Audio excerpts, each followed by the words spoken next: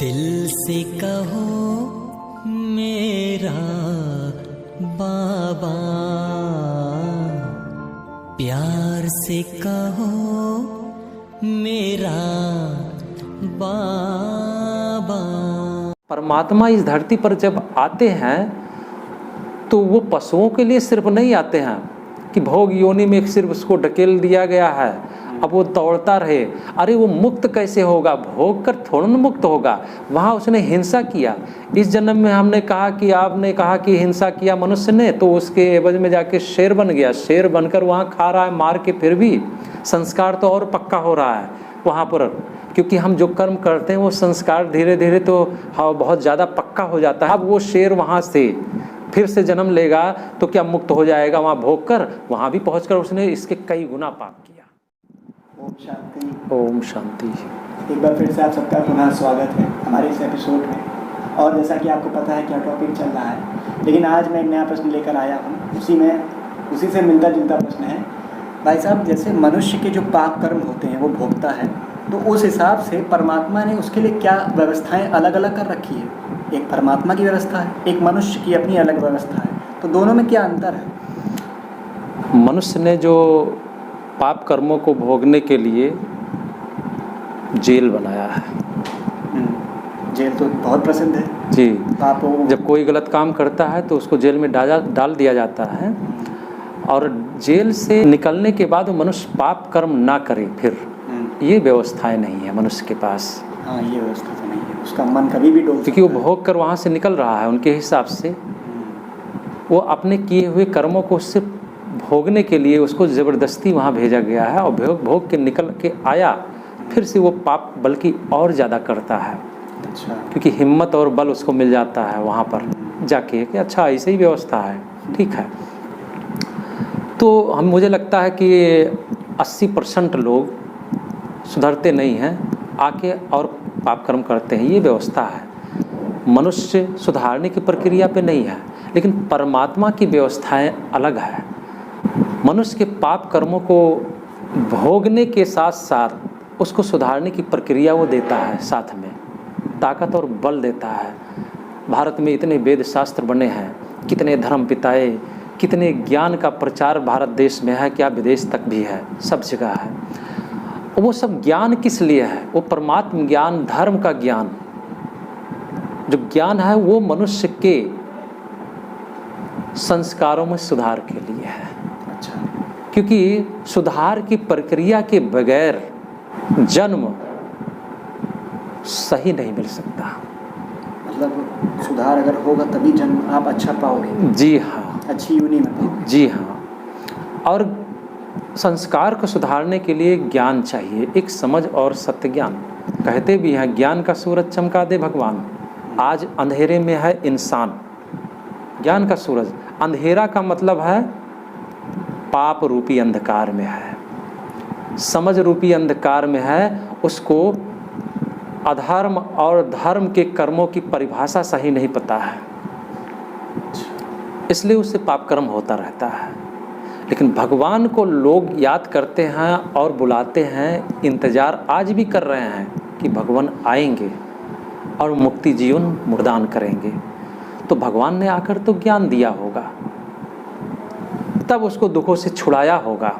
दुखों से छुड़ाने के लिए बुलाया है। कौन बुला रहे हैं? मनुष्य बुला रहे हैं, पशु नहीं बुला रहे हैं। परमात्मा इस धरती पर जब आते हैं तो वो पशुओं के लिए सिर्फ नहीं आते हैं कि भोग योनि में सिर्फ उसको ढकेल दिया गया है, अब वो दौड़ता रहे।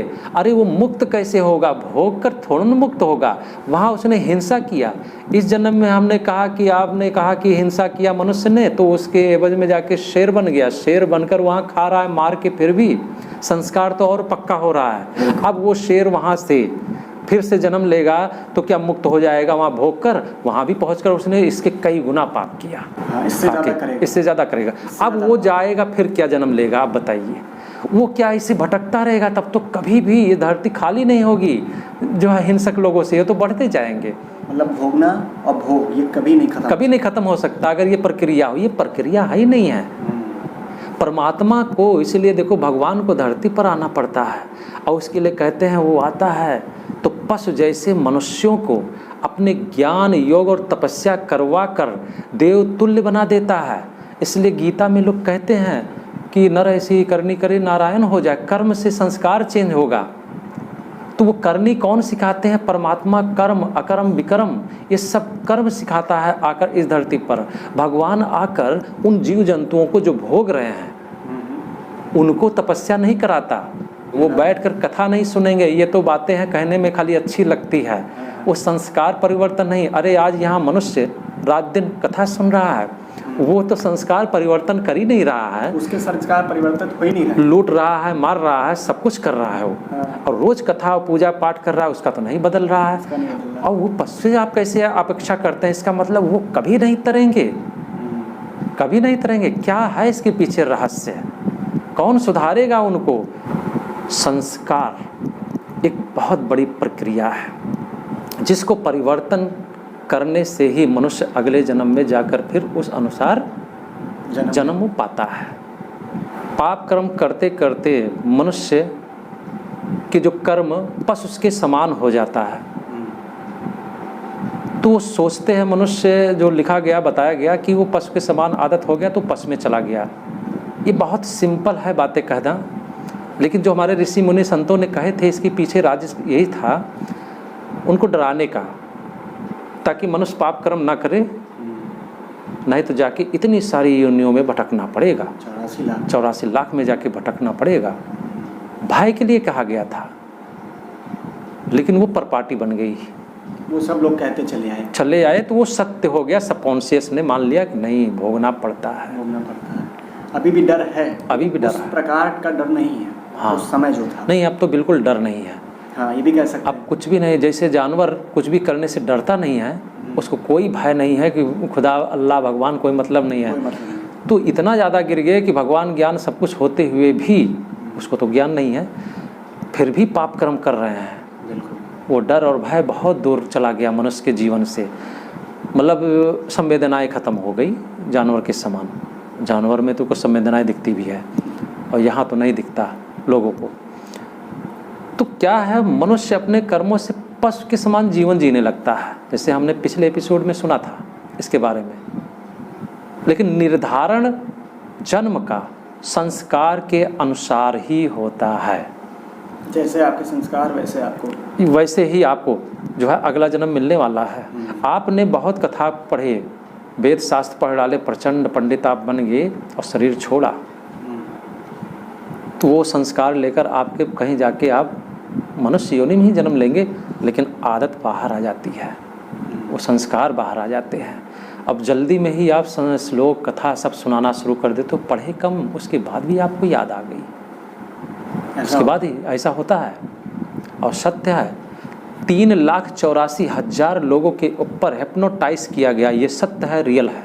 ये मतलब विदेश में, जी हाँ, 3,84,000 लोगों के ऊपर हिप्नोटाइज करके उस व्यक्ति के पूर्व जन्मों को जब पूछा गया तो उसने नाम एड्रेस सहित सब कुछ बताया। जब वहाँ पर जाके पूरी टीम ने रिसर्च की तो सत्य पाए कि हाँ, फला सन में ऐसे ऐसे व्यक्ति था, ये नाम था और उसने ऐसे शरीर छोड़ा।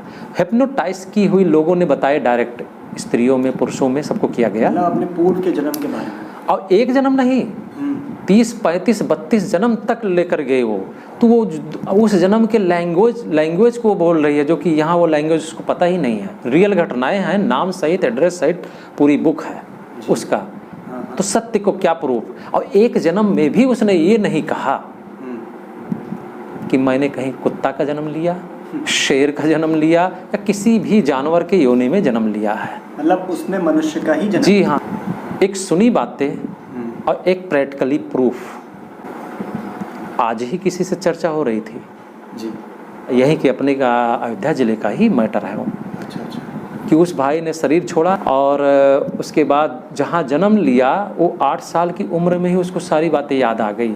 उसने सीधे कहा ये मेरा घर नहीं, ये नहीं है, मेरा ऐसे है, बस सिर्फ लेकर चले आए उसके, वो अपनी फैमिली तक लाए। बल्कि फिर ये जो जहाँ से उसने शरीर छोड़कर दूसरे के यहाँ जन्म लिया था, जब ये लेकर पहुँचा वहाँ पर, तो इस फैमिली से उस पहले वाले जन्म वाले ने कहा कि इस बच्चे को मुझे दे दो, जितनी संपत्ति चाहिए मैं आपको दे देता हूँ।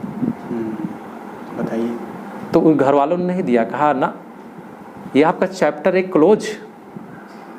आपके यहाँ जब तक इसने जन्म लिया था तब तक आपका था, अभी हमारे यहाँ ये आत्मा आकर जन्म ली है, अभी हमारे ये रियल घटना है। अब आप बताओ, क्या उस व्यक्ति ने पाप नहीं किए रहे होंगे जो शरीर छोड़ा? बिल्कुल किए होंगे। इस धरा पे कलयुग में कौन ऐसा है जिसने पाप नहीं? तो उसको तो यह कहीं बताना था अगर मैं पशु था, उसने तो बताया नहीं कि मैं पशु था। वो तुरंत लेकर वहाँ गया जैसे 8 साल का हुआ। अब कितना हम भटकेंगे, सत्य को क्या प्रूफ चाहिए, कितना भटकेंगे, कितना हम अपने अंधविश्वास में पड़े रहेंगे। कुछ चीज़ें, वो चीज़ें थी सिर्फ मनुष्य को डराने के लिए ताकि वो पाप ना करे, ये समझने की बात है। अब हम पशु में जाते हैं, पशु में हम जाके जन्म लेते हैं। कैसे लेते हैं? बस जस्ट नेक्स्ट चैप्टर वही है। बिल्कुल। तब तक के लिए दीजिए इजाजत। ओम शांति। ओम शांति। ऐसे वीडियोस देखने के लिए सब्सक्राइब करें YouTube पर BK मुकेश चैनल और एक से एक रहस्यमय वीडियोस देखें और जानकारी प्राप्त करें।